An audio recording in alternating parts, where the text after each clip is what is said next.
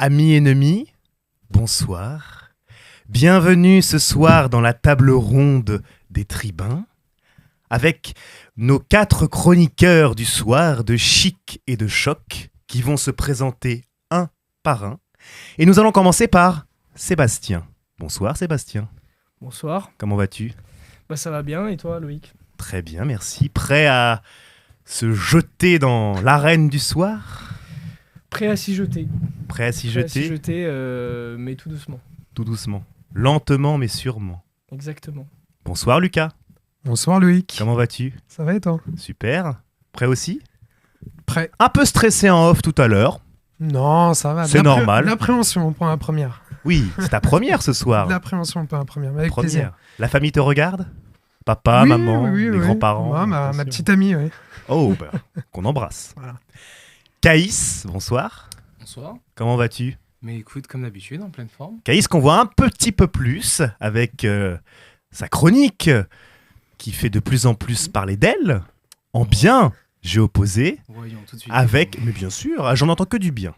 Écoute, que tu me du fais bien. plaisir. Avec un nouvel épisode qui va être diffusé dans quelques instants. Donc restez avec nous pour votre plus grand plaisir. J'en bafouille, c'est l'émotion. Vendrille, bonsoir Vendrille. Bonsoir Loïc. Comment vas-tu Vendrille ? Ça va très bien et toi ? Très bien, merci.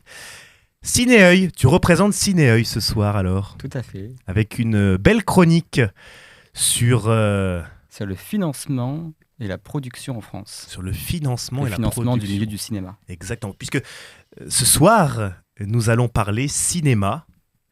Nos 4 compères se sont présentés, le thème du soir a également été présenté. Nous allons parler du cinéma. Est-ce un outil politique ? Nous attendons vos réactions en direct, dans le live, avec quelques questions que l'on prendra au fur et à mesure de vos réactions. Mais tout d'abord, des actus.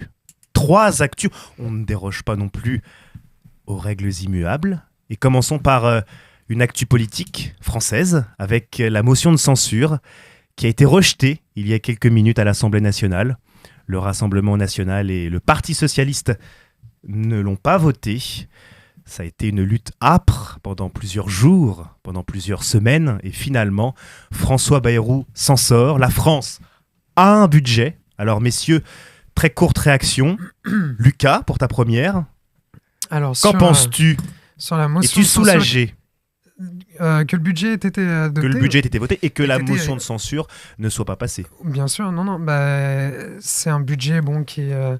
Après, ça dépend des opinions de chacun, mais pour moi, je pense que c'est un budget qui, pour l'instant, je le trouve assez fragile et pas assez bien pour ma part.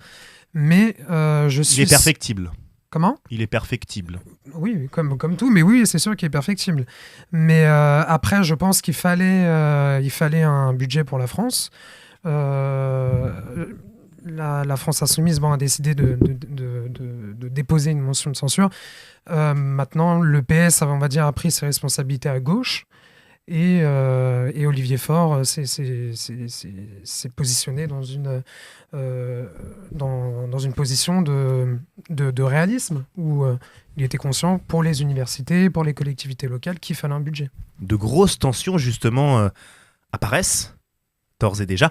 On l'a déjà vu il y a 2 semaines, lors d'une émission que l'on avait consacrée aux troubles au sein du nouveau Front Populaire avec le Parti Socialiste et la France Insoumise. Réaction en direct d'ailleurs de Jérôme Guedj, député du Parti Socialiste, qui a taclé assez violemment la France Insoumise. Je le cite, « Les insoumis aboient et les socialistes travaillent ». Et toc. Caïs, qu'en penses-tu toi ? Peut-être de cette réaction tout simplement à chaud et globalement de ta position vis-à-vis de cette motion de censure. Bien écoute, je pense que ce qui est vraiment intéressant pour le coup, c'est la conflictualité, enfin les logiques qui vont apparaître au sein du NFP concernant l'antagonisme qui va se créer entre les socialistes et les filles, enfin les membres du parti LFI, où on trouvait déjà une forme d'animosité, une forme de conflictualité entre les deux. Je pense que là, au vu des déclarations récentes de chaque cadre du parti, je pense à Jean-Luc Mélenchon, je pense à Olivier Faure, à la déclaration que tu viens de nous donner à l'instant, même à Alexis Corbière, qui n'est plus forcément membre du LFI, mais qui est quand même du parti de gauche. Donc ça annonce des choses très intéressantes dans la structuration des partis de gauche, et notamment pour les municipales et même l'élection présidentielle. On sent que les égos commencent à faire place. Et nous suivrons cela avec grande attention dans Tribun durant les prochaines semaines, avec ces militantes et ces militants qui justement aiment débattre aussi et qui aiment de plus en plus, je le crois, affirmer leurs convictions. Et ça annonce de belles joutes pour les futures échéances électorales. Deuxième actualité ce soir, une actualité internationale avec les propos de Donald Trump, président des États-Unis, qui en 15 jours nous a enquis de ribambelle de phrases. Et la dernière en date, pas plus tard qu'aujourd'hui, avec son intention de reprendre la main sur Gaza et d'en faire la Côte d'Azur, je le cite, la Côte d'Azur du Moyen-Orient. Mon cher Vendry, toi qui a un attrait particulier pour les États-Unis, qui étudie beaucoup les États-Unis, qui aime la politique américaine, qu'en penses-tu? Pas forcément de cette déclaration, bien sûr, mais globalement de l'état général de la démocratie américaine, de la politique américaine, toi, ta vision. Il y a beaucoup de choses à dire. On peut parler bien évidemment de la bipolarisation. Déjà, les États-Unis, c'est un système qui est régi entre deux partis depuis déjà bien longtemps, les démocrates d'un côté, les républicains de l'autre. Et on voit bien qu'il y a une volonté chez les républicains d'être toujours plus extrême, toujours. Le Trump 2.0 de 2024, 2025 est beaucoup plus et bien évidemment différent de Trump 2016. Il s'est entouré de personnes qui connaissent le rouage de l'État. Le nouveau secrétaire d'État, par exemple Marco Rubio, c'est quelqu'un qui vient de Floride, qui d'ailleurs s'était présenté contre Donald Trump en 2016 aux primaires républicaines. Donc il y a une volonté d'être toujours plus dans le clash, dans la petite phrase, et parfois de dire des choses qui peuvent être assez compliquées à mettre en place. Je repense à lorsque Donald Trump avait dit « je vais mettre fin à la guerre en Ukraine en 24 heures ». Ce sont des choses en effet qui ne peuvent pas... On attend encore. Voilà. Après bon, il y a plusieurs 24 heures dans son mandat, il est président pendant 4 heures, hein, mais honnêtement oui. Et au niveau de la politique internationale, il y a aussi, on arrive dans une ère assez inédite, avec notamment toutes les déclarations qu'il peut y avoir à l'encontre du Groenland, du Canada, du Mexique, et je m'arrêtais plus spécialement sur le Groenland, qui est un territoire du Danemark, donc de l'Union européenne, de l'OTAN, membre fondateur de l'OTAN. Une situation assez inédite où les États-Unis n'excluent pas, nous verrons s'ils le feront, je ne pense pas, mais n'excluent pas d'intervenir militairement sur un autre État membre de l'OTAN. Or, l'OTAN stipule que lorsqu'un membre est attaqué, les autres membres doivent répliquer. C'est une drôle de conception de la géopolitique d'imaginer que tous les autres membres de l'OTAN, que nous, Français, entre autres, allons intervenir aux États-Unis. Donc on arrive dans une situation inédite. Voilà. Alors, petite aparté, nous avons des petits problèmes de son, visiblement, une nouvelle fois, donc... dans le live, est-ce que vous pouvez nous dire si vous entendez mieux? Notre régisseur que je salue, qui est présent à côté de moi, Julien, est en train d'essayer de régler le problème. Mais normalement, on entend quand même.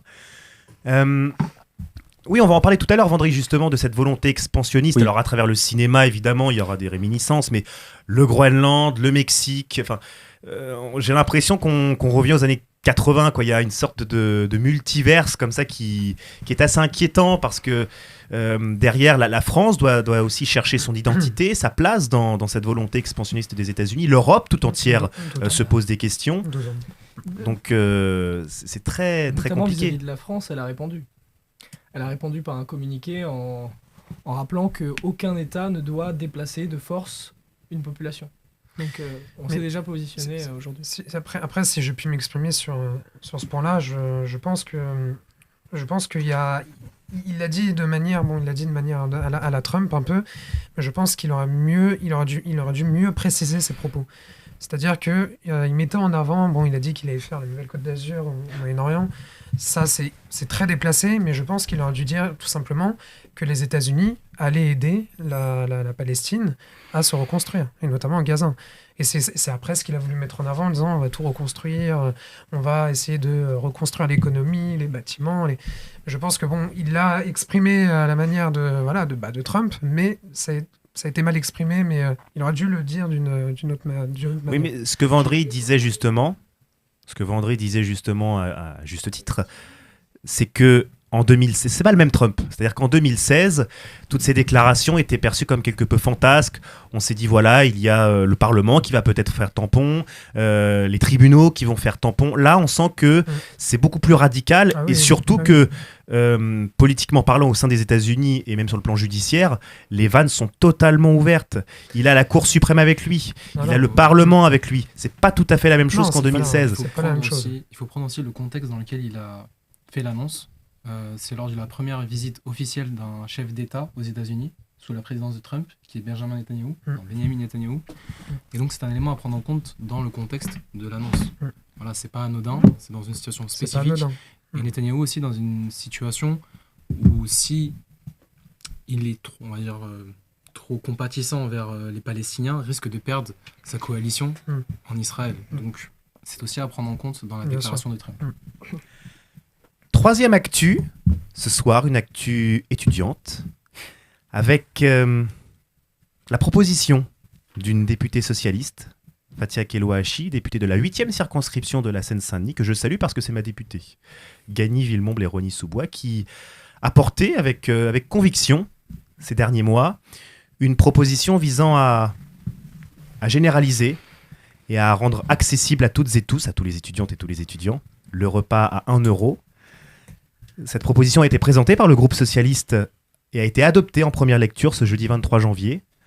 Lutte âpre, puisque la proposition avait été portée au mois de juin, mais il y a eu dissolution. Et donc, il y a eu report jusqu'à ce mois de janvier. Alors, vous qui êtes encore étudiantes et étudiants, d'ailleurs dans le live, réagissez à cette proposition, si vous êtes satisfait ou non de cette adoption. Et vous, ici en plateau, qu'en pensez-vous de manière générale ? Voilà. Enfin, j'ai envie de dire. Enfin. Ouf de soulagement, enfin. Ouf de soulagement, bon, oui. Il était temps. Au vu de l'Assemblée actuelle, c'était pas forcément gagné. Au vu du budget. Et au vu du budget, au vu de la conjoncture actuelle, c'était pas ça a été forcément bloqué au Sénat, je crois. Ça avait été bloqué au Sénat et l'Assemblée était plus favorable que le Sénat. Après, ça va revenir en deuxième lecture, mais en tout cas, c'est un pas quand même assez important.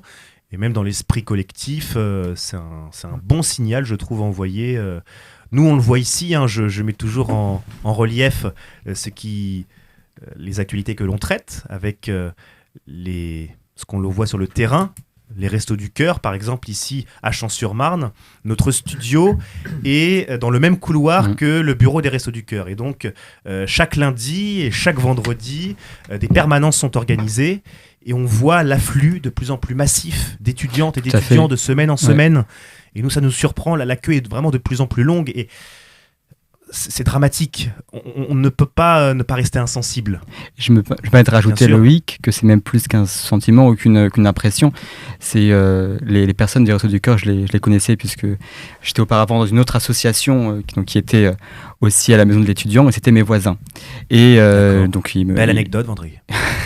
Mais cette anecdote, elle nourrit ton propos, puisque donc c'est les personnes des Restos du Cœur, je les connais, et lorsque je les ai vus, ils m'ont dit vraiment oui, il y a vraiment une montée croissante de personnes, et ça devient vraiment bien compliqué pour nous. Donc c'est vraiment pour enchérir à ce que tu disais. Mais d'ailleurs aussi, ce qu'il faut bien dire, c'est que la dernière fois, le vote avait été perdu à 1 voix près.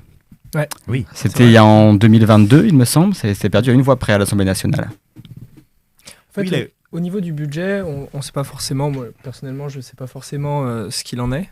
Parce qu'on sait qu'on est dans une politique d'austérité. D'ailleurs, on le voit avec le budget actuel.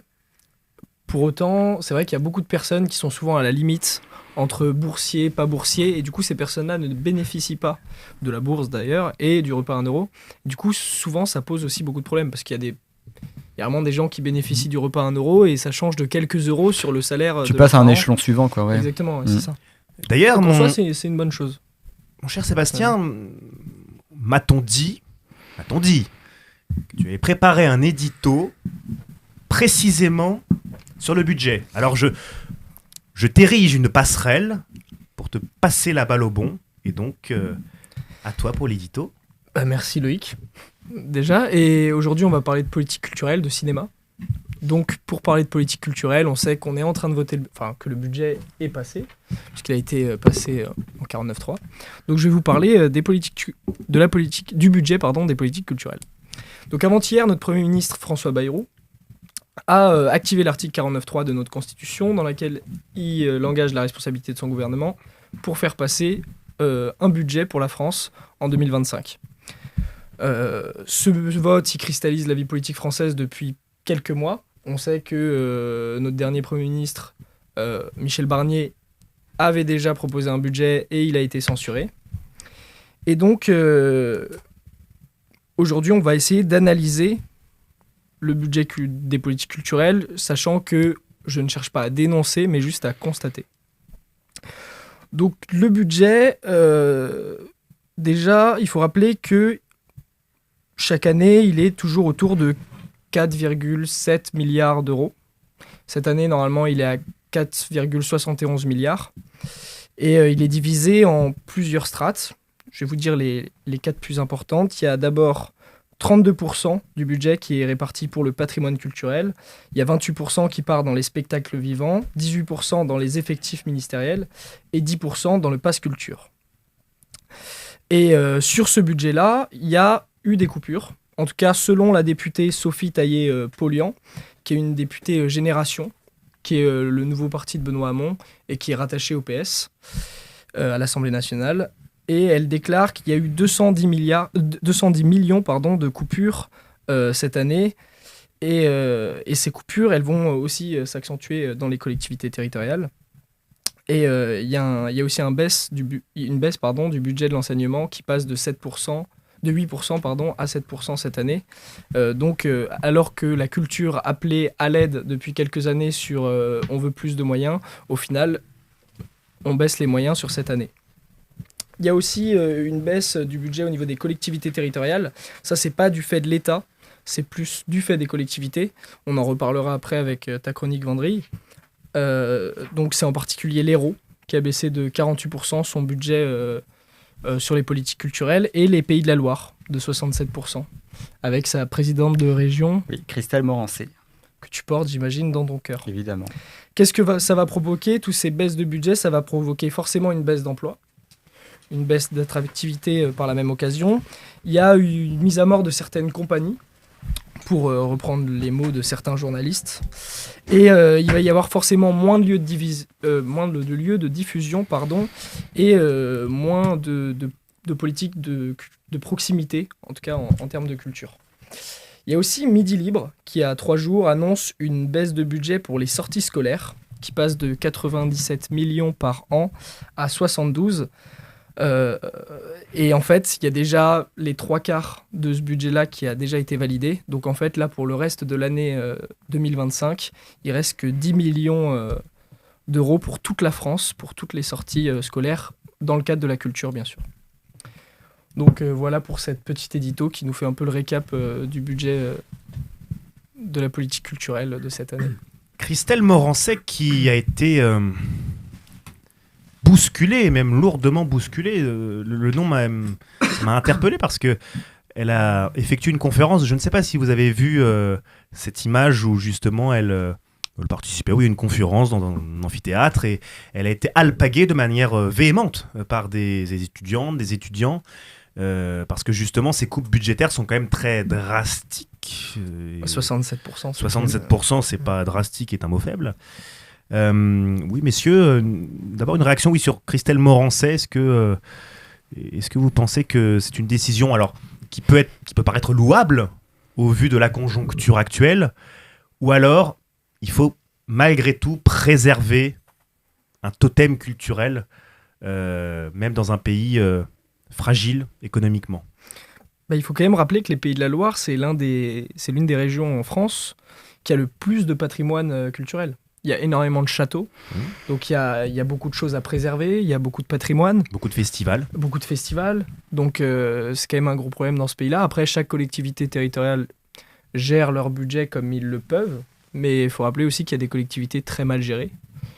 On ne dira pas lesquelles. On ne dira pas lesquelles. Mais on n'en pense pas moins. Mais on n'en pense pas moins sur, par exemple, une capitale, enfin bref. Et je pense que tu serais le mieux placé, Vendry, pour parler de la capitale. Non, plutôt des Pays de la Loire. Des Pays de la Loire, oui. Peut-être juste un petit peu de contexte pour nos éditeurs. Donc, Christelle Morancé, qui fait partie du parti Édouard Philippe, donc Horizon, elle est numéro 2, et c'est une figure qui gagne en popularité. J'avais vu, je ne sais plus quel média, mais que notre président avait peut-être pensé à elle pour Matignon. Donc voilà, c'est un petit peu pour donner un petit peu de contexte sur la personne. Bon, moi j'aurais personnellement des mots assez forts, assez durs par rapport à cette décision. Quels sont tes mots forts, Vendry ? Quels sont mes mots forts ? Vas-y. Nous écoutons. Bon, si vraiment tu m'encourages à aller vers ce terrain-là, je pense que c'est une mesure qui relève peut-être d'une certaine forme de populisme. En voulant, les mots sont très forts. Oui, les mots sont forts. Mais c'est toi qui m'incite à aller sur ce terrain-là. Je connais ton verbe, Vendry. C'est toi qui m'incite à aller sur ce terrain-là. Tu es capable, tu vois. Donc je me dis, je te donne les clés du camion, je te fais confiance. Voilà. Et je n'ai pas été déçu. Je dis populisme. Je dis populisme parce que c'est vouloir faire croire aux gens que c'est une dépense affreusement inutile, la culture. Alors déjà, ce qu'il faut dire, c'est que les coupes budgétaires de Mme Morancé ne concernent d'ailleurs pas uniquement la culture, ne concernent pas uniquement déjà le cinéma. Il y a la culture, tu parles, Sébastien, des festivals, et il y a aussi également tout ce qui est lié au domaine associatif. Donc c'est une coupe générale, mais dont fait partie la culture et le cinéma. Ce qu'il faut bien dire, c'est que lorsqu'il y a des tournages qui sont réalisés dans des régions, c'est faire vivre l'économie des territoires, puisque on va réaliser un film. Il va bien falloir, on va dépenser dans les entreprises du territoire. Il va y avoir une répercussion économique qui va faire vivre à la fois les entreprises et créer des emplois. On a besoin de techniciens, on embauche directement dans les territoires. Donc, il y a tout un discours de vouloir faire croire que on donne de l'argent public pour des films que personne ne va voir, que c'est des films d'intellectuels, de pseudo-intellectuels, de films d'auteurs.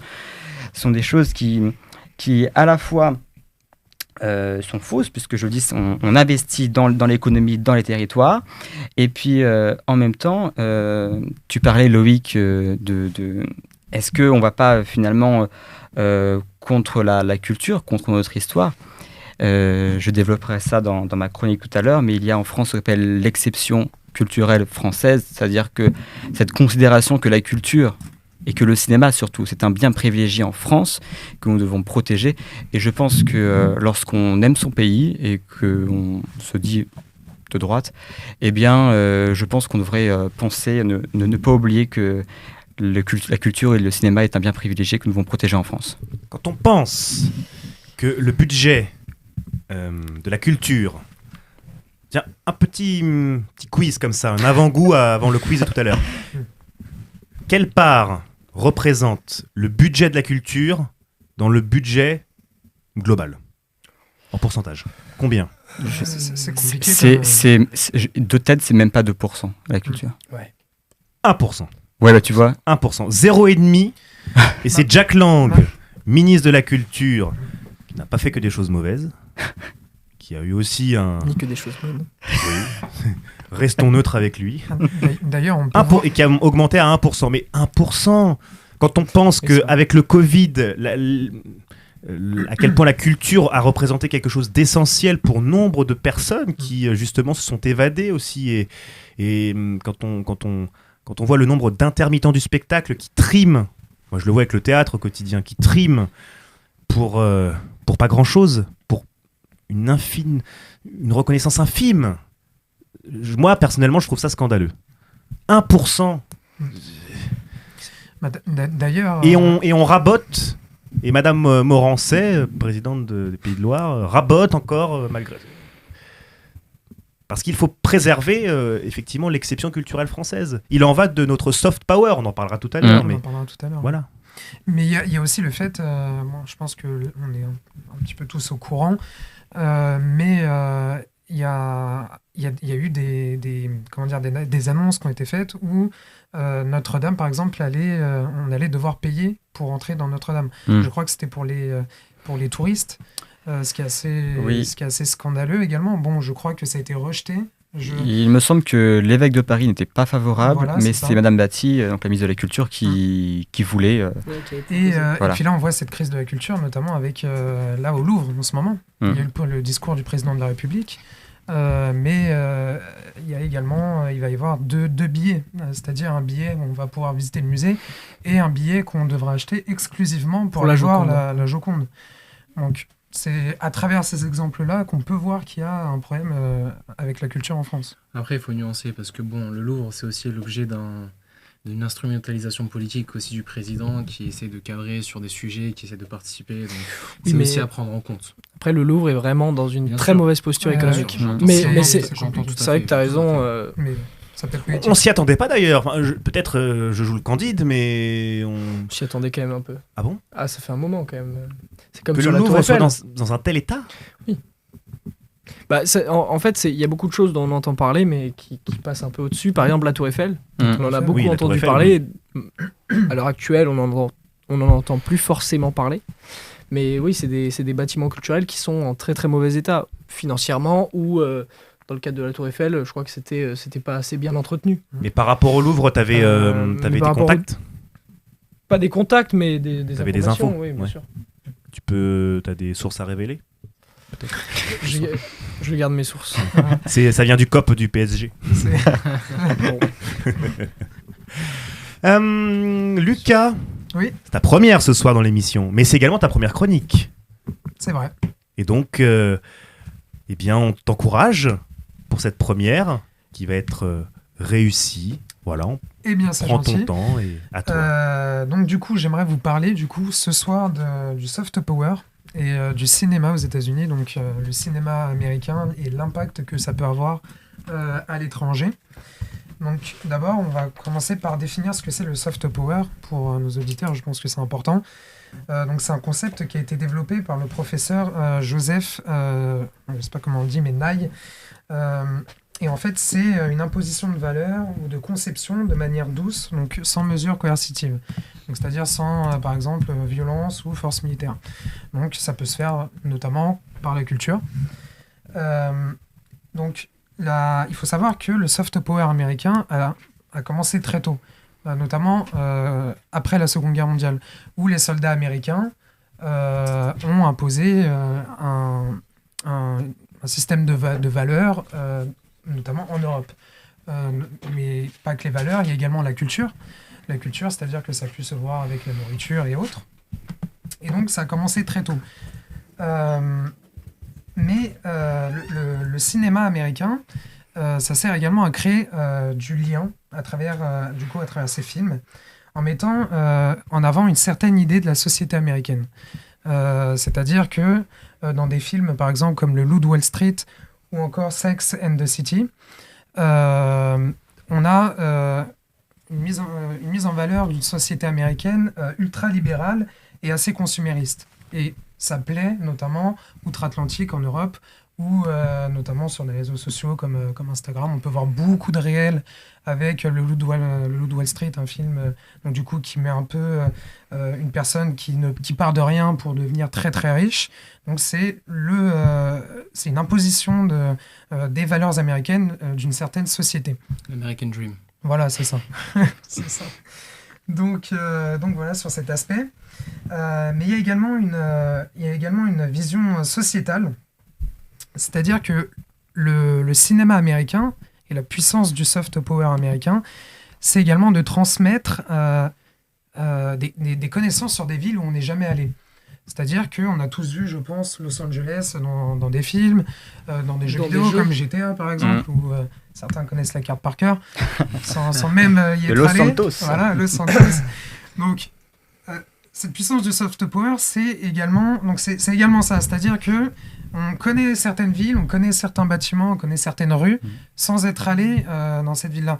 Et donc, ça peut pousser des personnes à en fait, se dire, à travers le prisme d'un certain médium filmique, qu'ils connaissent en fait ces endroits-là. Il y a un déjà-vu. Et donc... Comme à New York, par exemple, comme à avec New York. Friends. Comme à New York, par exemple, avec des films où la ville de New York est beaucoup mise en avant. On peut citer Spider-Man, on peut citer Taxi Driver, ou on peut citer encore Maman, j'ai raté l'avion, où le fameux hôtel, donc Plaza Hotel, est mis en avant. Avec Trump. Avec Trump, Ouais. dont on parlait tout à l'heure. Donc, voilà, ça participe à ça également. Donc cela peut également emmener à du tourisme. C'est un soft power du coup qui va séduire outre-Atlantique chez nous et ce qui peut pousser à du tourisme. C'est-à-dire avec des films comme La La Land qui a permis notamment de mettre en avant certains spots connus. On peut penser aux collines de Los Angeles avec les fameuses écritures, donc avec les lettres Los Angeles. Magnifique. Ah oui, les Ou encore Hollywood, avec... Hollywood. Gaïs d'ailleurs qui était à Los Angeles. Ah, tu y étais? Ah, bah oui. Quand ça? Il y a un semestre de ça. Pas vrai alors? Ma foi, La La Land, hein. La La Land. La La Land, hein. Ou GTA, à toi de voir. GTA. Oui, La La Land ou GTA. Faut pas oublier que Marseille aussi a ses lettres. Oui, avec Taxi. Ouais, Taxi. Non, pas Et la vraiment. série Ah Marseille. Oui, Ouais. Marseille, oui, Ouais, avec les lettres, oui. évidemment. Et, donc il y a également le Mais c'est Griffith. Hollywood qui a copié sur Marseille, hein, c'est sûr. C'est que Oui, moi, bah oui, c'est bien connu. Après, si tu veux, je sais qu'aussi dans certains pays du Moyen-Orient, en Tunisie, il y a des villes comme ça qui ont leurs lettres sur des montagnes. du Moyen-Orient, Oui. Tunisie. Non, mais tu vois ce que je Ah, veux je dire. rigole. Je rigole avec toi. Il veut me faire ce soir. Pardon, excuse-nous, Lucas. Sorti de son contexte. Avec plaisir, avec plaisir.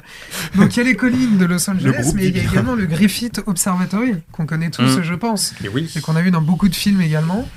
Donc voilà, c'est-à-dire que le soft power sert également, donc, comme je l'ai dit, à un aspect de déjà-vu qui peut pousser également du tourisme.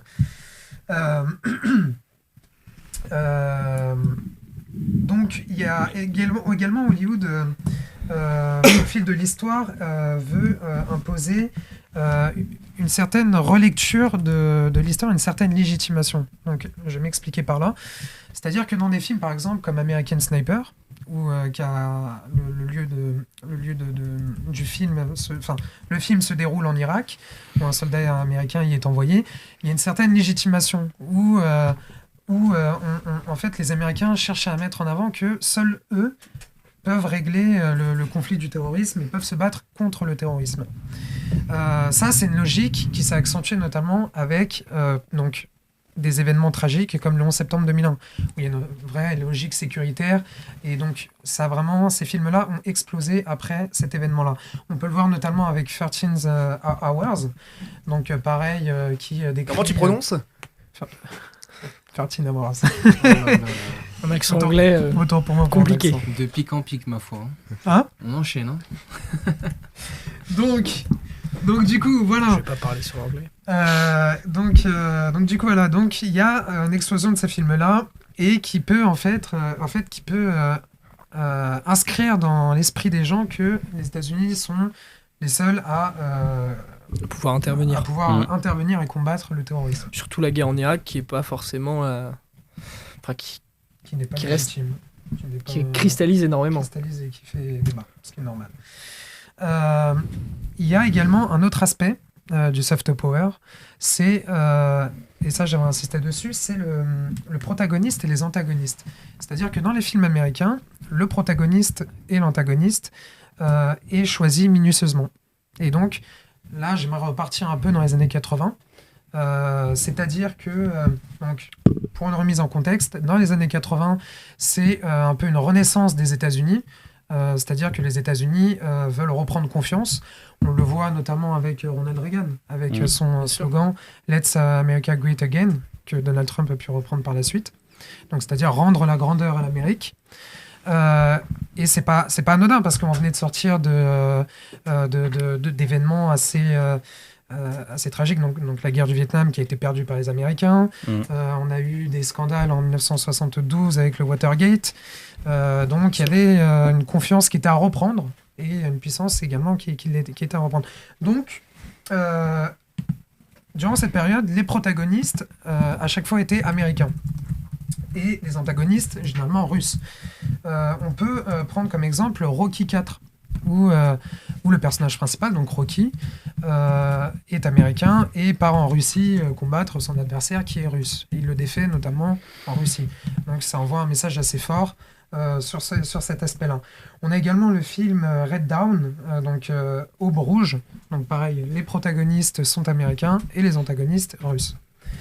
Ou également Terminator, donc, qui est sorti en 1984, qui est joué par Arnold Schwarzenegger, donc, qui présente un Américain fort, assez grand. Bon, je pense qu'on connaît tous, voilà.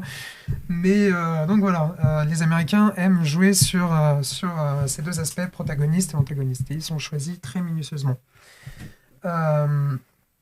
Donc, nous pouvons constater qu'il y a une victoire d'une certaine vision américaine qui s'est imposée, notamment dans nos sociétés en Europe.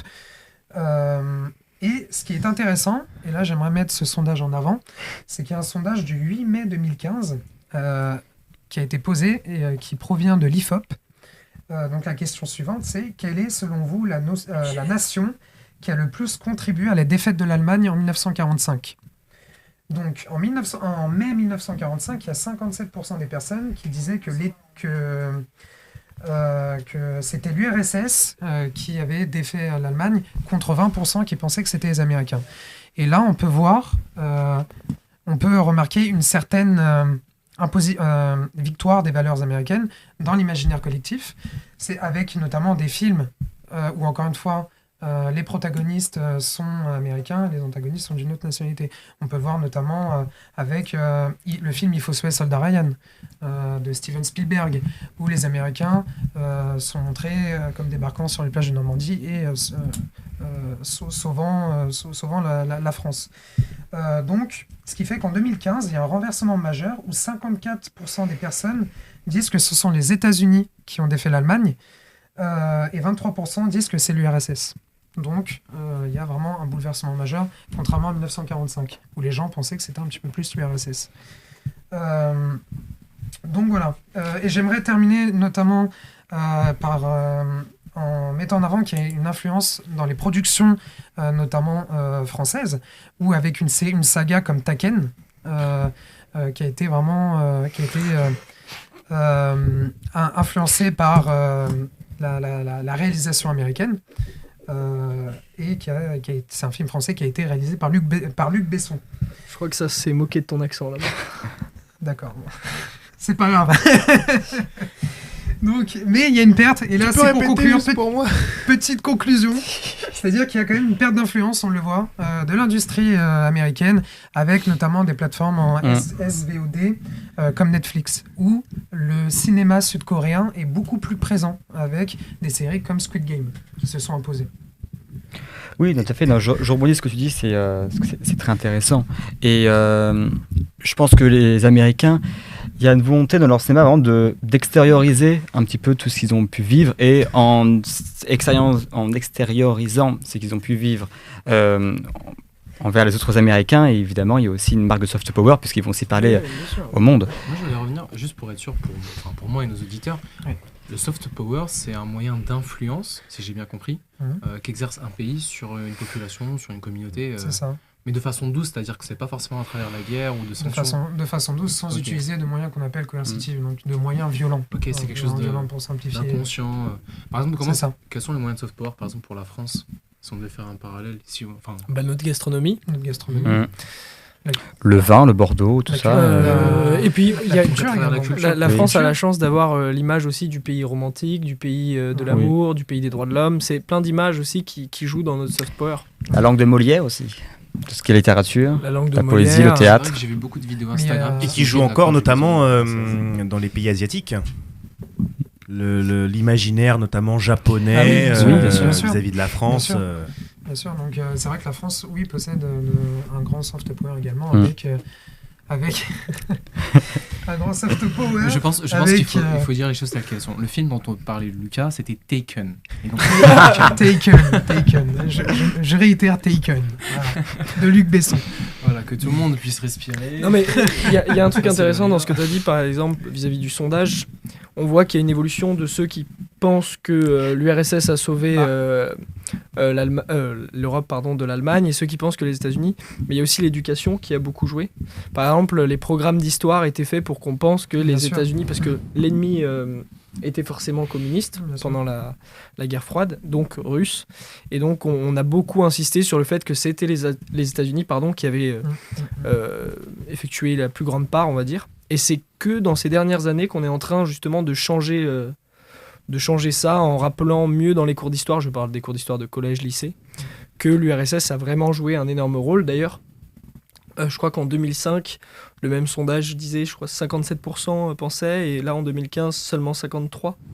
Alors, non, c'était à peu près ça, il y avait plus de personnes en 2005. Ces chiffres-là, mais... Parce qu'on voit qu'il y a quand même une petite baisse, même si c'est très, très faible, du fait que l'éducation nationale a aussi changé et revu ses bases. Oui. Après, bien sûr que les films y ont joué énormément. Non, c'est intéressant de mettre en avant. Moi, tu vois, quand j'y pense, Indiana Jones, les méchants dans tous les films, c'est soit des soviétiques, soit des nazis. Hein. Oui. Ouais, beaucoup d'Allemands. Human Centipede, par exemple, c'est un scientifique allemand. Et c'est souvent le scientifique un peu machiavélique allemand. Je connais pas. C'est un film. Faut pas oublier que même cette représentation du méchant, tu parlais des nazis, on l'a aussi retrouvé dans le cinéma d'animation. Il y avait c'était Disney qui avait produit Blitzwolf, donc Blitz, la campagne de bombardement. Autre chose encore non, là c'était Blitzwolf, donc Blitz, donc la campagne de bombardement sur Londres. Ah oui.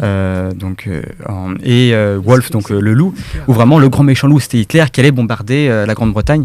Donc c'est quelque chose qui a une longue histoire. Mais même par exemple, par rapport au soft power, je rebondis avec ce que tu disais. Ce qui est aussi intéressant, c'est de voir comment les Américains, comment les Européens ont pu représenter, on peut peut-être même un peu se moquer du soft power américain. Et je pense à un grand film du cinéma italien qui s'appelle Rome vu l'Oberto ou Roma città a puerta de Roberto Rossellini. Oui, voilà. Ça me donne envie de manger une petite margherita. Roma città a puerta, Rome ville ouverte. Voilà, et où Roberto Rossellini, ça se passe donc juste à la fin du fasciste à Rome, et il y a les Américains qui arrivent dans la capitale italienne, et on voit les Américains qui distribuent des chewing-gums à tous les Italiens, et finalement les Américains sont presque résumés aux distributeurs de chewing-gum. Donc c'est ou de cigarettes, c'est ça. Oui, bien sûr. Gratuitement. D'ailleurs, on a deux réactions dans le live, donc je vous prends, messieurs, à témoin. D'abord, réaction de Jazz RBD, qu'on salue, peut-être que vous connaissez, voilà, et qui nous dit Lucas, on dirait un cours d'histoire-géographie de terminale. C'est gentil, si j'ai été présenté comme ça. Ah oui, mais je pense qu'il faut bien le prendre parce que c'est un joli compliment. Avec plaisir. Et on a qu'on a eu. Et on a Kiwi Oui Oui. Alors Kiwi Oui Oui, je crois que c'est Quentin Boulic-Maillard. Ah. Et je crois, me semble-t-il, que je salue, et qui nous dit, pour la représentation des méchants justement, alors peut-être que je vais mal m'exprimer, Doofenshmirtz. T'as mieux, hein. Bon, Phineas et Ferb, dans la tête des enfants. Vous voyez de quoi je parle, non ? Oui, bien sûr. Oui. Ah, bon, voilà. Donc, du coup, Doofen, je vous laisse la suite. Mais on a, oui, dans les cinémas d'animation, effectivement, il y a beaucoup de... Ah bah oui, Captain America, par exemple. Oui. Mais c'est de manière subliminale, souvent, aussi. Hein. Là, Captain America, c'est pas du tout subliminal. Non, c'est vraiment très montré. C'est Captain America avec le grand drapeau américain sur... La subtilité américaine. Les combats, les Russes et les Allemands. Ouais. Là, pour le coup, c'était... Mais après, je crois que les premières BD étaient vraiment sorties au début de la guerre froide. Si je dis pas de bêtises. Et même cette volonté de vraiment d'être dans une logique très binaire avec les gentils, les méchants, vraiment. Oui, ça vient vraiment de l'histoire américaine et l'introspection qu'ils se font avec le cinéma. Ce qui est intéressant, c'est aussi un objet, les protagonistes. Oui, bien sûr. C'est-à-dire que quand les réalisateurs font un film, c'est-à-dire qu'ils transmettent à travers le protagoniste les valeurs en question du pays. Les valeurs, la vision. Donc c'est ça qui est intéressant aussi. Quelque chose qu'il ne faut pas oublier. C'est 22 novembre 1963. Kennedy se fait assassiner à Dallas. Et on a les images. Il y a le Zapruder film. Zapruder était à 12h30. Merci.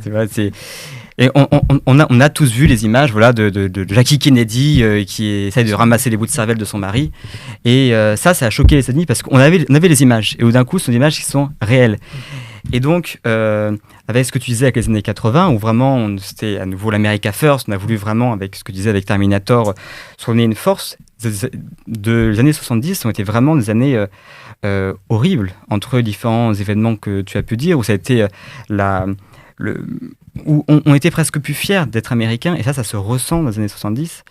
Et puis, c'est ce qu'on appelle aussi le cinéma paranoïaque, les années 70. C'était vraiment où les Américains, avec la guerre du Vietnam qui était perdue, avec le Watergate, avec des présidents faibles comme Carter, comme Ford, face à Reagan qui incarne la force, eh bien, ces années paranoïaques, c'était de dire que finalement, on se remet en question perpétuellement. Ouais, et des films comme Les Hommes du Président, c'est des choses qu'on ressent dans le cinéma américain de cette époque-là.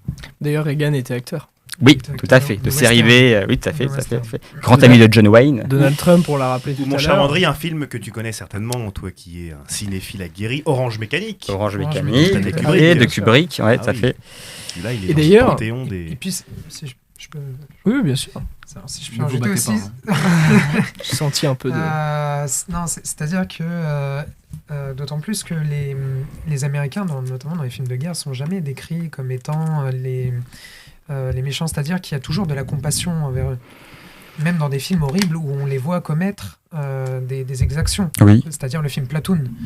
Je ne sais pas si vous l'avez déjà vu, mais où des exactions américaines sont commises, mais le réalisateur arrive à faire passer ça comme étant, en fait, c'est la guerre, et donc il est traumatisé, donc il a besoin de faire ce genre de choses. Et donc c'est ça qui est également intéressant, je pense, à rajouter. Bien sûr. Complètement. Messieurs, merci pour cette première partie fort intéressante, grâce à Lucas, que l'on peut applaudir pour sa première chronique. Bravo Lucas. Merci. Même dans le public, tu as tes admiratrices et tes admirateurs, mon cher Lucas. Et hâte de te revoir pour une nouvelle chronique très prochainement, bien évidemment. Et c'est l'heure de notre petite pause, de notre petite interlude avec Géoposé. Géoposé que vous allez retrouver pour un nouvel épisode. Je vous laisse la surprise de découvrir la thématique de ce soir. Et on se retrouve dans quelques instants. À Avec tout de Caïs. suite. Avec Caïs, évidemment, qui incarne magnifiquement ce programme. À tout de suite. De retour dans notre table ronde de ce soir avec nos 4 comparses du soir. Messieurs, comment allez-vous? Est-ce que la pause a été bonne? Vous avez regardé avec attention le Bien jeu sûr. opposé de Caïs, J'ai adoré. Oui, évidemment. que l'on retrouvera très prochainement et que l'on peut retrouver dès ce soir ou dès demain, mais très rapidement sur nos différents réseaux sociaux, c'est-à-dire la semaine prochaine. Instagram, TikTok. C'est médisant ce que tu dis, mon cher Sébastien. Hein? Je suis, dis donc. Instagram, TikTok et YouTube. Et YouTube. Exactement. YouTube pour son format long. Vendry, ce soir, tu vas nous parler d'un sujet qui te tient à cœur. Avec grande attention, nous allons t'écouter. Mon cher ami, c'est à toi. Oui, je vais parler du secteur de la production en France, puisque, comme je disais tout à l'heure, faire un film, c'est évidemment une activité économique. Alors j'aimerais commencer par une petite question à mes amis.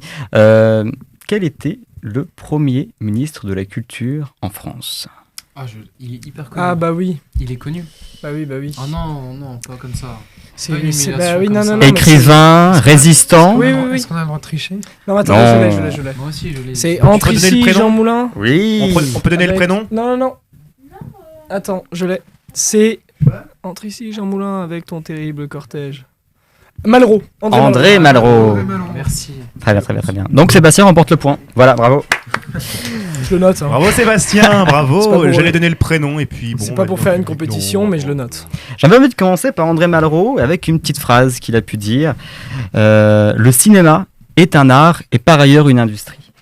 Alors donc, comme on disait, André Malraux, écrivain, résistant, et c'est aussi le Premier ministre de la Culture en France. Alors le nom exact, son portefeuille ministériel, c'est les affaires culturelles. Après, on a voulu simplifier, on dit uniquement culture.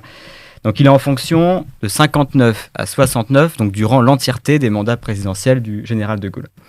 Donc Malraux, c'est un amoureux du 7e art. C'est un homme de lettres, mais il adore aussi le cinéma.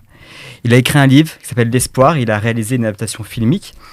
Et pour lui, le cinéma, c'est avant tout un art, avant d'être une industrie. Donc c'est pour ça qu'il place le Centre national du cinéma sous la tutelle du ministère de la Culture et non plus sous celui de l'industrie.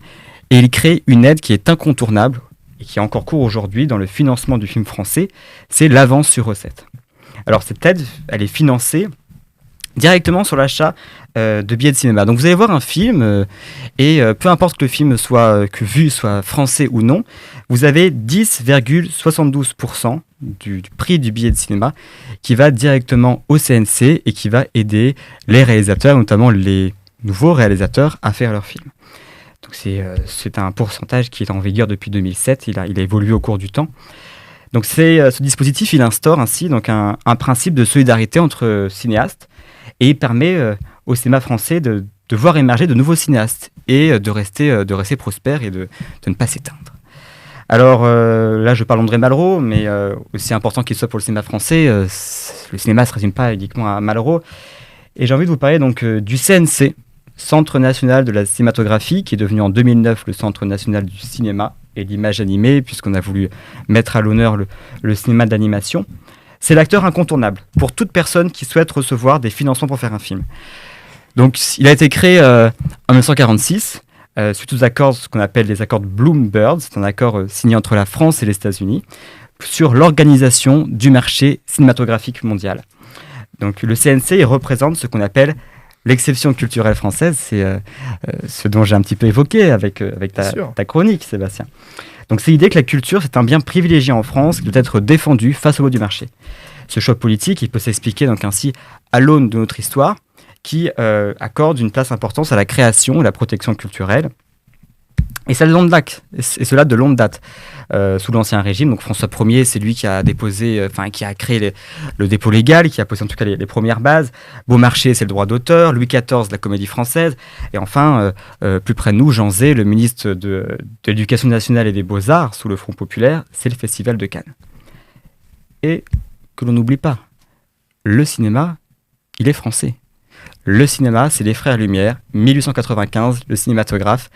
La sortie des usines Lumière à Lyon, donc c'est en France que notre art est originaire. Alors le secteur de la production cinématographique et audiovisuelle, il a son jargon. Pour parler de sources de financement, on utilise le terme guichet. Et donc le CNC, c'est le principal guichet en France pour produire un film. Alors ces aides, elles sont très variées. Elles peuvent être pour l'écriture, adressée aux auteurs, pour la production ou encore pour la distribution, donc c'est l'aspect marketing, donc négocier avec les salles de cinéma sur le nombre de fois que le film va être projeté, si on veut des grandes salles ou des petites salles, l'inscription des festivals, l'impression d'affiches, la conception de produits dérivés, etc. Ces aides, donc, elles dépendent de la nature du projet. Il y en a qui sont pour les courts-métrages, longs-métrages, films documentaires, animations, de fiction, donc en somme, tout le monde s'y retrouve. Et bien que le CNC soit public, il est autonome financièrement du ministère de la Culture en étant financé par des taxes spécifiques, dont l'avance sur recette. N'oublions pas que notre thématique du jour, c'est le cinéma, un outil politique. Eh bien, cette autonomie financière, elle garantit ainsi une autonomie vis-à-vis des pouvoirs politiques dans les films pour lesquels on veut les subventionner. Le financement du CNC, il s'effectue donc grâce à des sociétés imposables, à des taxes, les plateformes de SVOD, les chaînes de télévision, les éditeurs de DVD, et non pas par le contribuable. Malgré tout, tout le monde n'est pas éligible pour demander ces financements.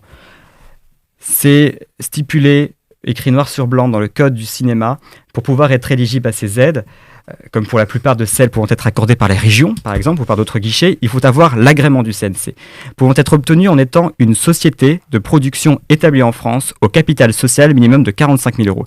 Donc cet agrément, c'est le sésame. Vous n'avez pas cet agrément, vous ne pouvez rien faire. Ou en tout cas, pas beaucoup.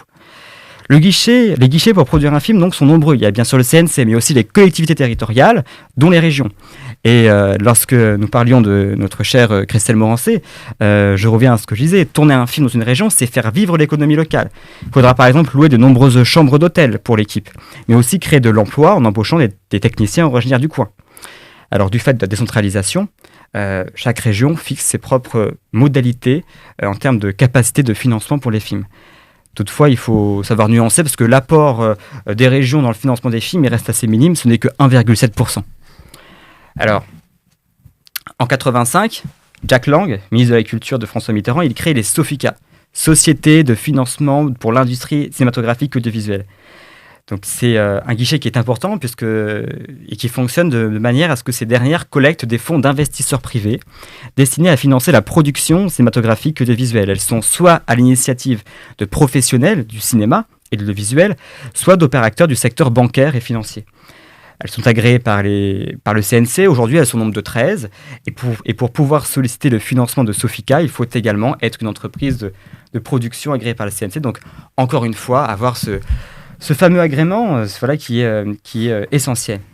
Enfin, les chaînes de télévision, qu'on appelle aussi les diffuseurs, puisqu'elles diffusent les films sur leur antenne, doivent investir au moins 3,2% de leur chiffre d'affaires net de l'année précédente à la production d'œuvres européennes cinématographiques. Aujourd'hui, la première place à la chaîne investissant le plus dans le cinéma, est-ce que vous savez c'est laquelle? Est-ce que vous avez une petite idée?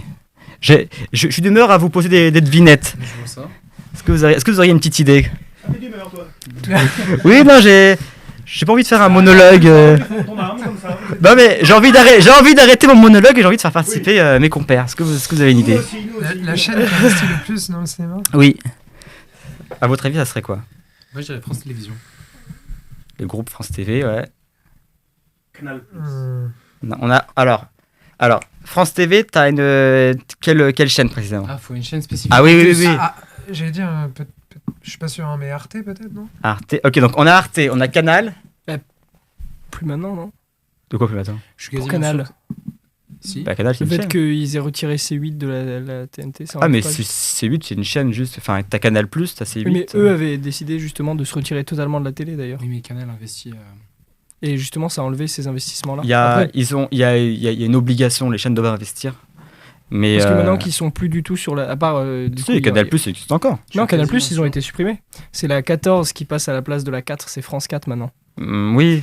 Et Ouais, du mais ça, coup, c'est la numéro. Il y a juste CNews, je crois, qui paye encore une redevance, mais Canal+, n'en paye plus. Bon, moi, je vais parler Bon, avant, après, là, c'est vraiment là maintenant tout de suite. avant les donc, changements de l'ARCOM. Parce que d'accord. ça, c'est. En tout cas, je suis C'est quasiment très sûr. très récent. C'est soit France Télévisions, soit M6.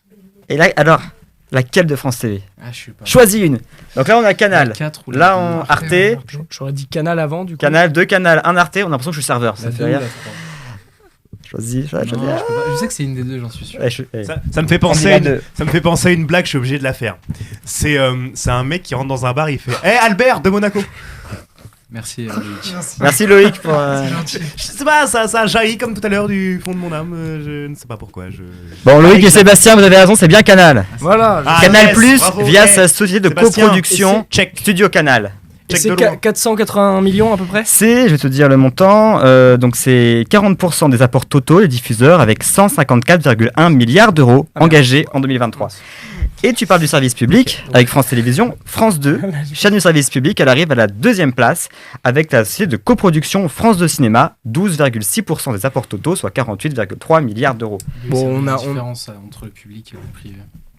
Donc, et également, il faut savoir que les plateformes de replay comme TF1+, anciennement MyTF1, et les plateformes de SVOD comme Netflix, dénommées donc sous le nom de SMAD, pour services de médias audiovisuels à la demande, il y a toujours des appellations comme ça. Ça marche bien ça. Oui, voilà. Donc et doivent investir dans la production audiovisuelle et cinématographique française depuis 2021.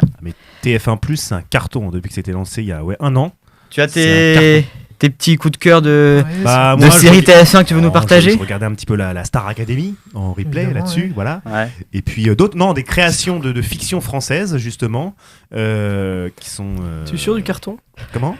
T'es sûr du carton? Ah oui, c'est alors là il y a un véritable carton depuis que il y a eu un transfuge de MyTF1 à TF1+, et des séries françaises avec Audrey Fleurot notamment. Il y a beaucoup d'égéries féminines qui sont mises en avant sur TF1. HPI. Oui, mais elle fait d'autres. Sophia Essaidi, Ah oui, je Camille Lou. Il y a beaucoup d'égéries françaises comme ça féminines qui sont mises en avant justement par TF1 dans cette logique d'apporter de nouveaux visages à la fiction française. Demain nous appartient, Loïc. Et bah non, mais c'est pas. Petit coup de cœur, C'est non à mi-chemin Ouais. entre la fiction française et le cinéma justement. Tu regardes Joséphine l'Ange Gardien? Non? Écoute, Vendry, ne sois pas condescendant ni méprisant. Je sais pas, avec tu moi. pourrais avoir un coup de cœur pour, J'adore Joséphine l'Ange Gardien. pour le cinéma de Mimi Mati, par exemple. Et j'embrasse Mimi. Oui. J'embrasse Ah. Mimi, Mimi. voilà, qui est très gentil, Mimi. Ouais. Merci Mimi d'exister depuis tant d'années. En tout cas, pour conclure, ce qu'il faut me dire, c'est que le champ des possibles C'est une belle formulation que j'ai écrite, j'aime bien. Le champ des possibles pour Ah, mais t'es financer un un homme de lettres, toi, Vendry. Ah, Toi, t'es un peu... C'est un homme de j'ai lettres, fait un bac c'est- littéraire. Ouais. Entre toi et Alfred de Musset, il n'y a qu'un pas. Oh Ah oui. je... Je te vois bien avec ta chemise, tu sais, Ouvert. Ah là Oui, là c'est là ça. là. et l'encrier juste à côté de lui. Et Je trouve que écrire, je c'est suis comme ça, un romantique. Oh là là. Un mélange entre Oui. Musset et Ah, Malraux. Tout à fait. oui, tout à ouais. fait. Et écrire ses Je plus grands considère que les pamphlets. sentiments prévaut sur la raison, c'est ça? Oh là là. Quelle fureur au 19e siècle. Oh, là, ça me Ah, va droit au cœur. J'espère Ça va droit au cœur. C'est ça, l'amour à la tribun, comme on dit. Ça, c'est. C'est vrai. Oh. Alors, donc, en effet, oui, donc le champ des possibles pour financer un film, il est très vaste. Mais ce qu'il faut bien dire, c'est que sans une entreprise de production qui a l'agrément du CNC, on va pas bien loin. Alors, une association loi 1901, je pense peut-être à une association qui pourrait s'appeler Cinéœil, par exemple, peut en revanche produire des films, même si le nombre de guichets il demeure limité et qu'une exploitation commerciale du film ne sera pas possible. Alors, les sources de financement elles sont nombreuses et à tous les niveaux, même le Conseil de l'Europe finance la production cinématographique avec le fonds Euri-Images, où le financement participatif reste une option si peu de guichets s'offrent à vous.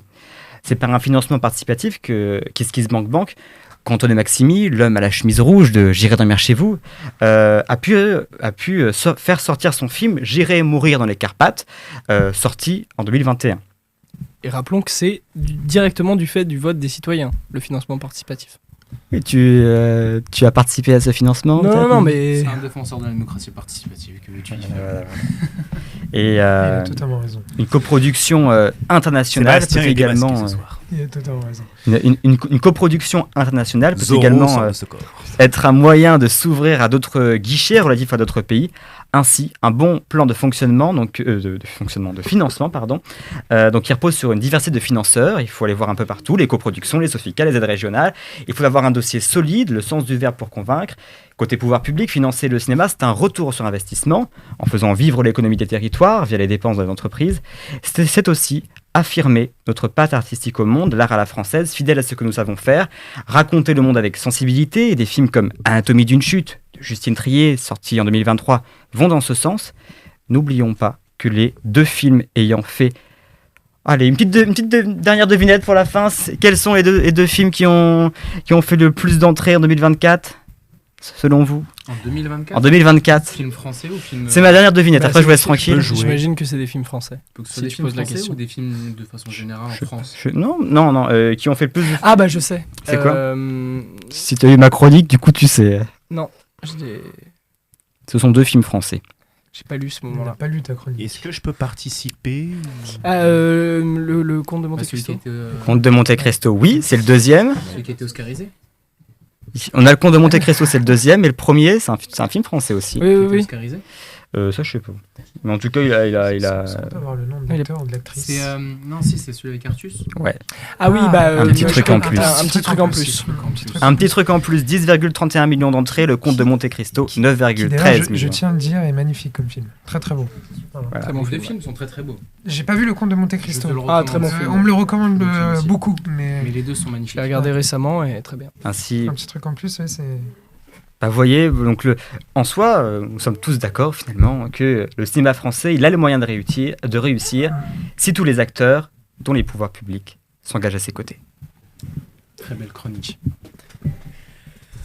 Messieurs, le public de l'arène est dissipé ce soir. Enfin, on essaie de tenir la barre. Évidemment. Merci Vendry pour cette chronique Je te remercie. menée Merci. Merci. de main de maître. Franchement, on a appris beaucoup de choses, très pédagogiques comme d'habitude. Et j'espère que, chers viewers, auditrices et auditeurs, vous avez pu être éclairés et désormais vous êtes incollables sur l'exception culturelle à la française. Je tiens à rappeler, tu as Oui. t'as précisé le Festival de Cannes Oui. Et tu as parlé de la comédie française. Oui. Donc c'est parti un peu plus sur le théâtre. Il y a aussi le Festival d'Avignon Oui. pour donner l'honneur à cette ville qui n'en a pas beaucoup souvent dans les médias. Oui, Créé en de Jean 1947 Villard. par Jean avec- Villard. Tout à fait.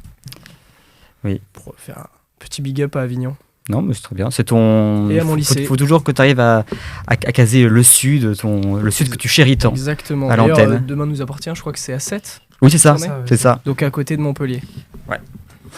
Très beau set d'ailleurs. Et d'ailleurs, ils ont quelques tournages à Montpellier aussi. pour les avoir vus. Oui, 7 est devenu une grosse base Industrie, de ouais, production, de une grosse séries, industrie TF1. avec TF1, France 2 aussi. Téléséries. Les séries que vous pouvez voir le soir, Demain nous appartient, Un si grand soleil, sont tournées dans la région de 7. Voilà. Ici tout commence. Ouais. Voilà.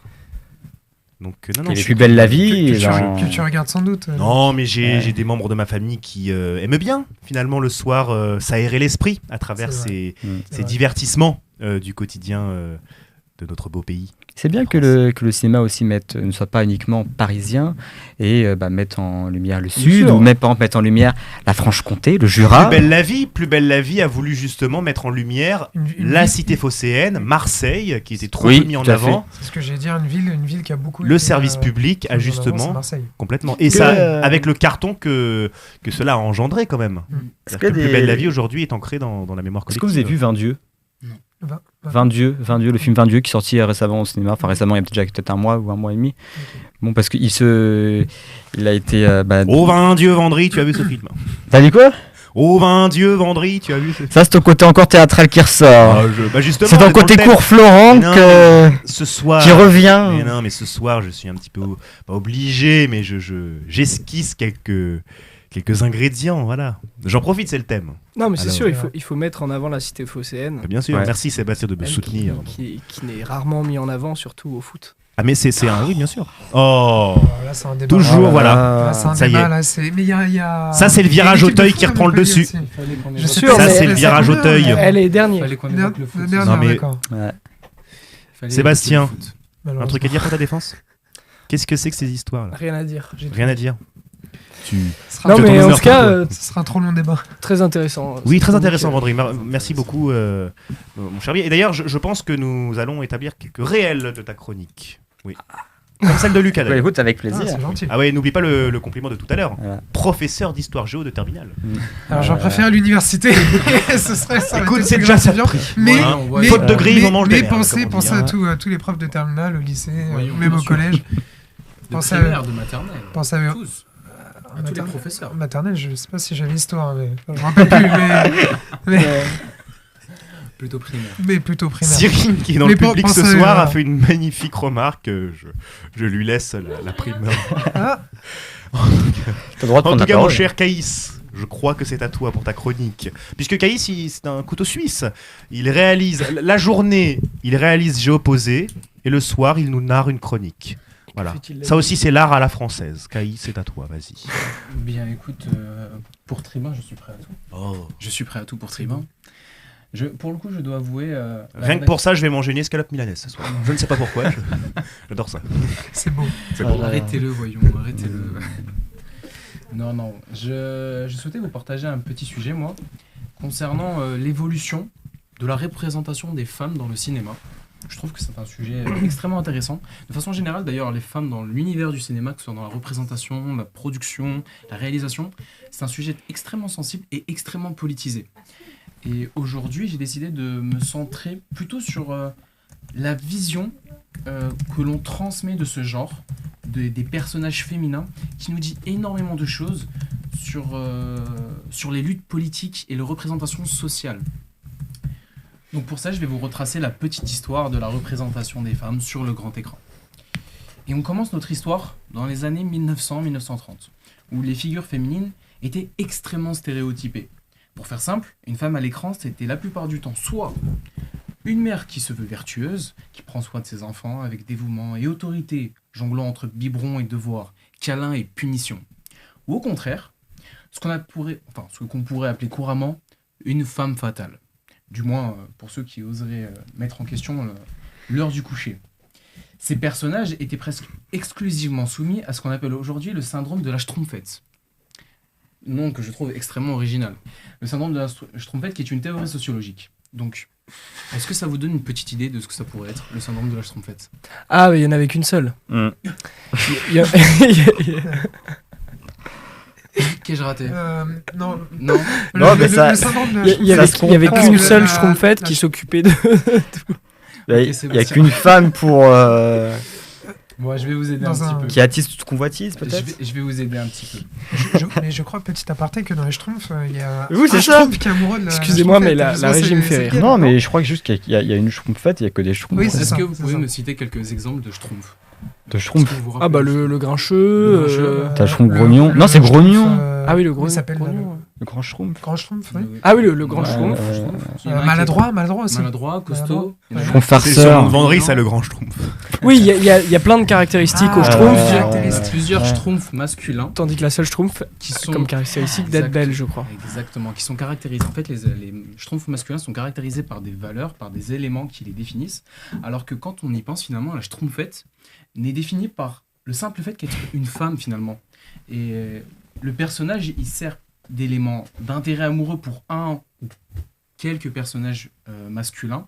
Et c'est ça, en fait, le syndrome de la Schtroumpfette, c'est lorsqu'on a un personnage féminin qui se définit par étant seulement, en fait, qui se résume par sa caractéristique de femme et qui est juste un élément de l'intrigue, un élément amoureux ou qui est un personnage à sauver, qui a très peu d'autonomie et laisse peu de place au développement de personnage. Et cette vision très manichéenne de la figure féminine, elle va se maintenir jusqu'à la fin de l'âge d'or du cinéma dans les années 60, voire 70. Donc, c'est vous dire. Les personnages qui apparaissent à l'écran, interprétés par des actrices comme Marilyn Monroe par exemple, correspondent. Enfin, on voit une sorte d'évolution où ces personnages commencent à correspondre à des critères de beauté, de romance, de désir qui sont très spécifiques et qui nous renvoient encore à une autre théorie sociologique qui est le male gaze, donc le regard masculin hétéro. En fait, le male gaze, c'est une théorie féministe qui argumente que les femmes dans le monde, dans les arts en général, sont représentées du point de vue masculin hétérosexuel, qui les présente comme des objets de désir pour le plaisir du spectateur masculin hétéro. Donc les personnages féminins sont soumis à ce regard d'homme hétéro et donc sont le reflet des désirs des hommes.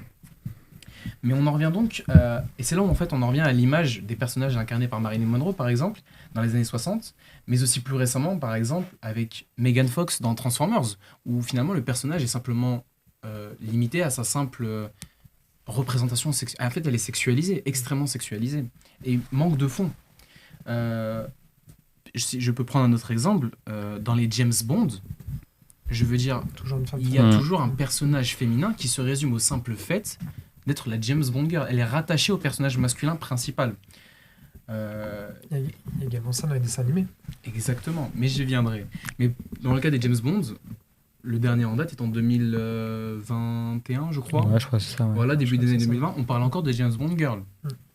C'est vous dire à quel point ça reste dans nos sociétés. Mais à partir des années 80-90, on commence à observer du changement.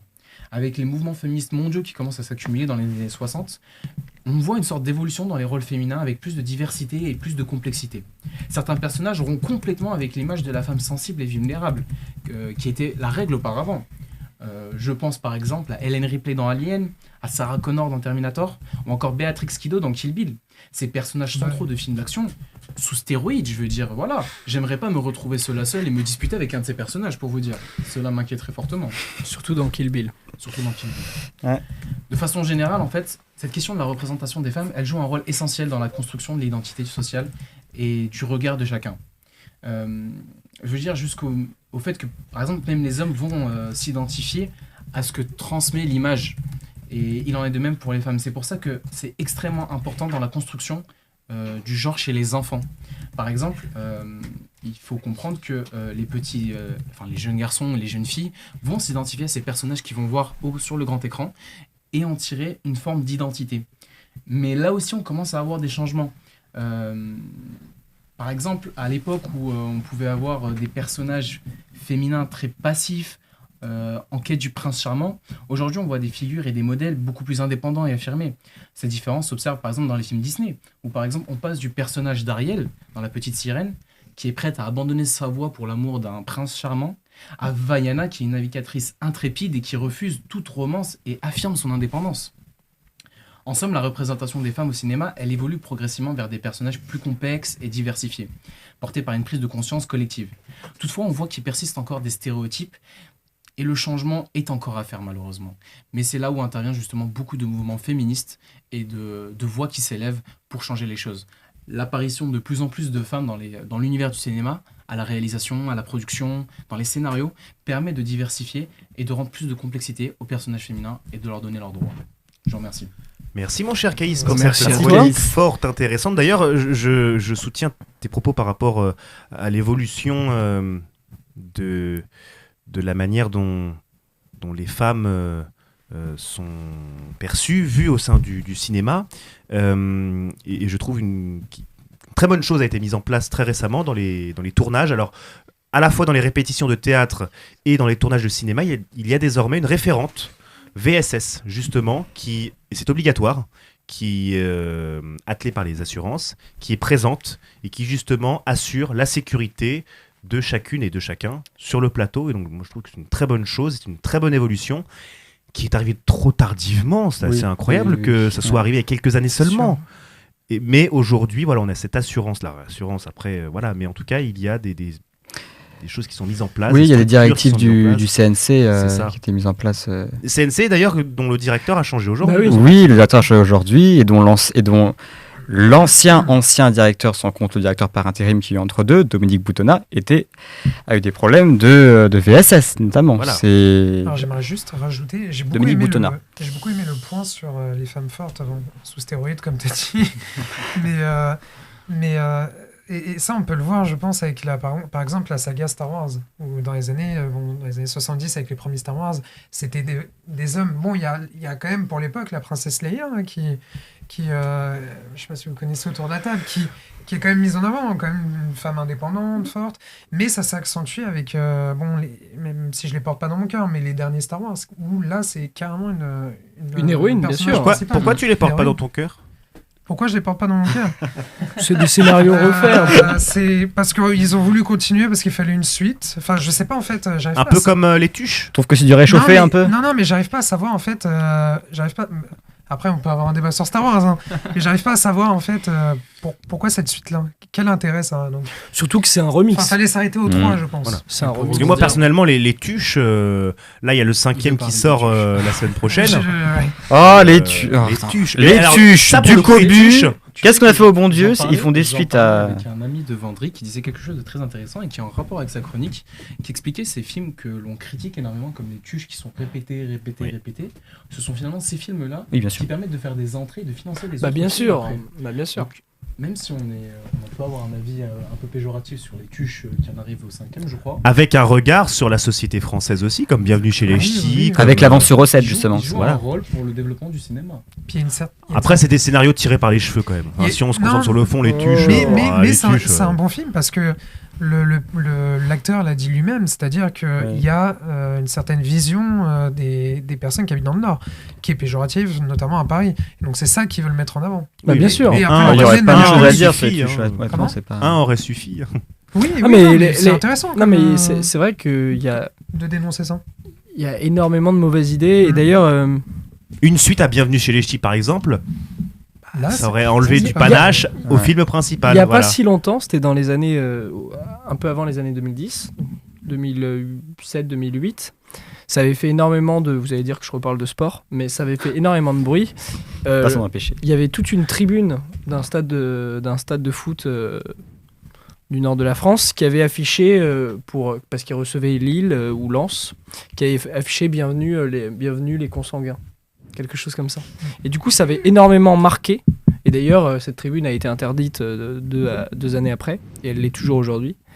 Et ça avait énormément marqué, et on voyait que les stéréotypes étaient encore très très présents en fait. Et d'ailleurs, il y avait même des chants qui étaient criés, des chants très stéréotypés. Et donc ces films-là, ils ont aussi permis de redonner une image de... De Vas-y, dénoncer. coupe-moi, oui, de Moi, dénoncer. Moi, j'allais simplement. revenir sur ce que disait Lucas par rapport à la princesse Leia, du coup, pour en revenir sur la représentation des femmes. Tu vois, même la princesse Leia, qui est un personnage extrêmement indépendant, fort, Voilà, qui je est suis rond assez d'accord. avec Avec ce que tu veux l'image dire. qu'il pouvait y avoir dans les années 80. Quand tu regardes le 3e film, tu trouves quand même une scène où la princesse Leia est extrêmement sexualisée. Notamment au début du film. Ça, je suis Exactement. d'accord avec toi. Et lorsqu'on entend par exemple les interviews de Carine Fisher, je crois Ouais. qu'elle s'appelle comme ça, C'est ça. Mm. Qui est qui joue décédé le depuis. personnage, qui est décédé depuis, paix à son âme. Ouais. elle-même, aujourd'hui, avec le recul, se dit qu'elle n'aurait pas dû faire cette scène. Elle le regrette énormément.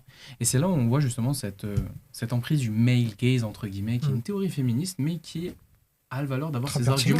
Qui a été théorisée par Iris Bray, avec son livre Le regard J'aimerais masculin. bien rebondir sur la personnalité qui, pour moi, est fondamentale sur ce sujet-là, c'est Marilyn Monroe. C'est-à-dire que Marilyn Monroe, moi je trouve sa vie très triste et sa carrière très triste parce qu'elle s'en est plainte toute sa carrière. C'est-à-dire qu'elle s'est plainte qu'on ne lui a jamais, dans les années 50, 60, parce qu'après je crois qu'elle est décédée en 62, c'est ça C'est ça, oui. Oui, c'est ça, 62. Elle s'est plainte toute sa carrière qu'on lui a en fait donné des rôles qui hyper sexualisés. On connaît tous la scène, notamment avec la bouche d'égout et la robe qui se soulève. Enfin voilà, c'est... Donc, Et puis dans l'imaginaire collectif, on a représenté Marilyn Monroe comme quelqu'un, oui justement, par exemple, Happy Birthday to oui, You. Mr. avec President. C'est ça qui reste d'elle, c'est fou. ça qui Comme reste ses d'elle. multiples amants, par exemple, Yves Montand, Et- etc. En fait, Il reste aussi beaucoup ça d'Yves Montand. oui, mais Ses amantes. bien sûr, mais d'avoir autant pénétré une vie privée, je trouve ça. Ça, c'est sûr. Et c'est Et vrai c'est ce qui l'a tué. et c'est vrai que quand on en parle, avec, Et Brigitte Bardot, justement, a eu l'intelligence d'arrêter sa carrière. Elle aurait pu continuer, Brigitte Bardot. Elle a arrêté sa carrière très jeune parce qu'elle s'est rendue compte, justement, de l'image que l'on faisait de son corps et, justement, l'indépendance qu'elle voulait garder d'elle, de son corps, de sa personnalité, de son âme. Elle a arrêté, elle avait à peine 30 ans. Tout Voilà. à fait, c'est vrai. Et c'est vrai que même quand on parle de Marilyn Monroe, avec beaucoup de gens vous diront que elle n'a pas eu des rôles intelligents, Oui. qu'elle n'était pas intelligente, que ceci et que cela. Donc c'est vrai que c'est dans cette époque-là, c'est scandaleux l'image qu'il y avait de... Elle a eu une vie très difficile, Ah Marilyn oui. Monroe. Il Ah y a un oui. très bon film Netflix Un reportage, sur le sujet. également. Mais les Ouais. deux, reportage, film. Ouais. Le film, je crois d'ailleurs, a été oscarisé, mais très cru dans Ouais. sa Ouais, réalisation. Hein. Mm. Mais ça montre la difficulté par laquelle elle est passée, Oui. ce qu'elle a connu dans sa vie, sa jeunesse. Constamment sexualisé. Et, oui, bien sûr, Constamment même les agressions sexualisé. sexuelles, parce Oui, que le monde du oui. cinéma, c'était ça aussi. Bien sûr. Bien sûr, Scandale. Hitchcock notamment. Bien sûr, bien sûr. Donc Hitchcock qui est pas très- Et tout n'a pas été révélé. Hein. Pour conclure sur la chronique, je pense qu'il y a des efforts qui ont été faits. Et c'est vrai qu'il y a beaucoup de films maintenant où les femmes sont mises en avant. Il y a un dernier film, là, Les Mousquetaires, c'est ça? Où c'est un scénario que de femmes, Tous pour une. composé Oui, j'en de... suis J'ai pas plus de le ça. nom Pour en une. tête. Et en fait, tout le film, en fait, et tous les personnages principaux, c'est des femmes. Et je crois que ça a été refait. Mais c'est un film, en fait, de l'époque, mais qui a été refait récemment. Mais j'ai plus le nom en Il a tête. fait malheureusement 2000 entrées. Hein. Ça a été d'accord. un bide complet. Hein. Puis Mais- tu parlais, Caïs, dans les années 70, avec la place des femmes qui change, avec une identité propre qui se développe au cinéma. Moi, je pense au film Kramer contre Kramer, je ne sais plus qui est le réalisateur, son nom m'échappe, mais dans lequel il y a Mary Streep qui joue, et ça raconte l'histoire d'un divorce. Vraiment, l'intrigue, c'est un divorce, et pour lequel... ce que le personnage de Meryl Streep, donc le personnage féminin, a autant d'importance que le personnage masculin. Il y a une mise égalité et dans cette histoire de divorce, et c'est très, je trouve, assez même avant-gardiste. Oui, bien sûr. Non, mais il y a eu des changements. On sent qu'il y a des choses qui évoluent, mais il y a encore des pas à faire. Parce que comme vous le voyez, je vous ai évoqué des exemples qui sont encore très récents, et on voit que ça pèse encore sur notre société. Et les choses prennent du temps à changer. Les consciences ont du mal à réaliser. Et il faut faire ce travail collectif pour changer nos représentations de façon générale sur l'identité féminine. Et encore, là je parle de la représentation des femmes, mais on peut aller encore plus loin sur les personnes homosexuelles, les questions de genre et de sexualité. Je veux dire, on peut en parler pendant des heures. Oui. Et ce sont des sujets très politiques. Je me suis concentré sur la représentation. Mais il faut parler du fait que le cinéma est un univers extrêmement masculin, même encore aujourd'hui. Au niveau des réalisations, tu parles? J'ai de la production, de la réalisation, de l'acting. J'ai la statistique qui traîne. 23%. On observe que, par exemple, dans le cinéma, de façon générale, notamment américain, je vais dire américain, je vous trouve la stat. Voilà. 27% des scénaristes étaient des femmes. La statistique date de 2022. En 98, 13%. Donc on a une évolution de 14% en l'espace de 24 ans. vous constatez donc l'évolution qu'il faut. Non, bien encore, sûr, non, mais du côté de. Enfin, on parle de devant la caméra, mais derrière la caméra, comme tu le disais, ça prend encore beaucoup de temps. J'avais regardé un documentaire, c'était en espagnol. C'était un documentaire espagnol, du coup, j'arriverai plus forcément à vous le retrouver, mais c'était des scénaristes, des caméramans, des assistants de caméra qui expliquaient qu'en fait, il restait encore un énorme plafond de verre qui n'était actuellement pas cassable pour justement arriver à, je dirais pas une parité, mais beaucoup plus de représentation féminine, en tout cas derrière la caméra. Il y a une initiative, le collectif 50-50 d'ailleurs, qui a été lancée en France pour essayer de promouvoir l'égalité entre les femmes et les hommes au cinéma d'ailleurs. Je pense à ça. Là, j'ai une série là, qui me vient en tête, par exemple, sur Netflix. Silo. Parce qu'on parlait des SVOD, c'est ça Oui, c'est la ça, SVOD, SVOD. oui, bien sûr, oui. Mais c'est par exemple, bon, on va se moquer encore de mon accent anglais, mais 13 Reasons Why, qui a été réalisé par Selena Gomez, je crois. Ah bon, je savais pas. Selena Gomez. Donc il y a une série qui a beaucoup marché, qui traite vraiment d'un vrai sujet et qui a été réalisée par une femme. Donc c'est très, ça paraît c'est très très bien. Mais là, par exemple, je n'en ai pas parlé, mais le film Barbie, Ouais.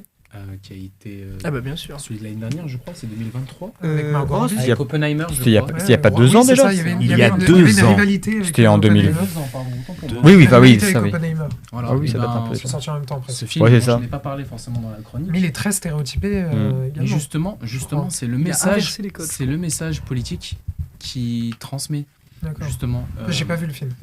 Donc, Il est inversé, comme disait Sébastien, et c'est pas les femmes qu'on stéréotype énormément, mais C'était plutôt les hommes, c'est- bien sûr. C'est les hommes C'est et ça le montre C'est le personnage de Ken. Ken. exactement, C'est le ça, Ken. exactement. Et c'est là où en fait on Qui est joué par voit- Ryan Gosling. on Mhm. voit la différence.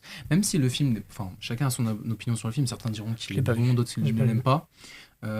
Mais il porte un vrai message politique sur l'univers du cinéma en général. Et c'est ça qui en fait, je trouve, un vrai sujet et un vrai chef-d'œuvre en tant que tel. Je le regarderai. Eh bien, merci Caïs pour ta chronique, Je vous en Merci prie. qui beaucoup. était Très passionnante. intéressante. Merci.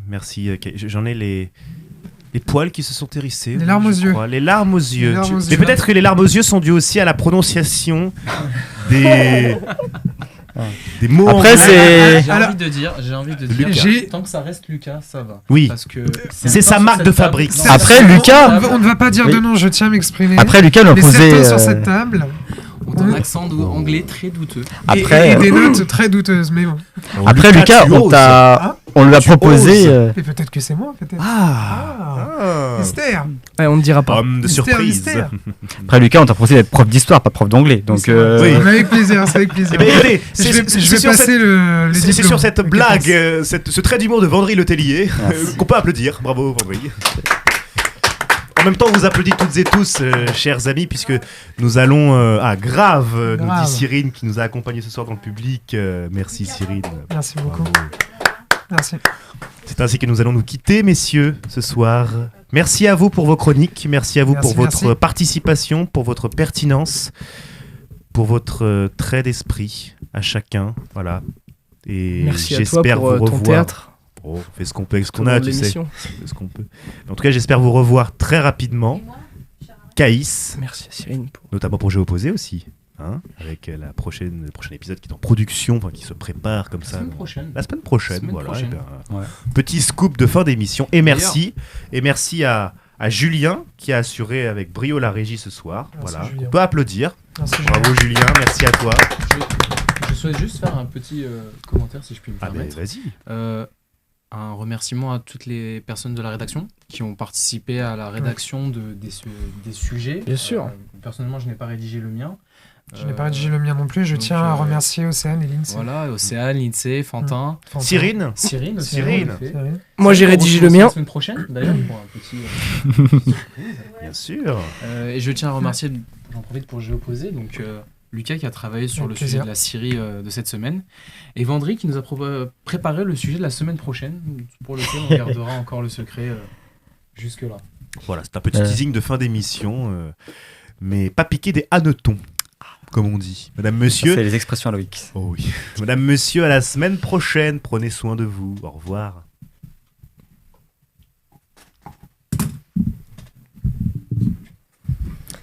C'est bon, très bien.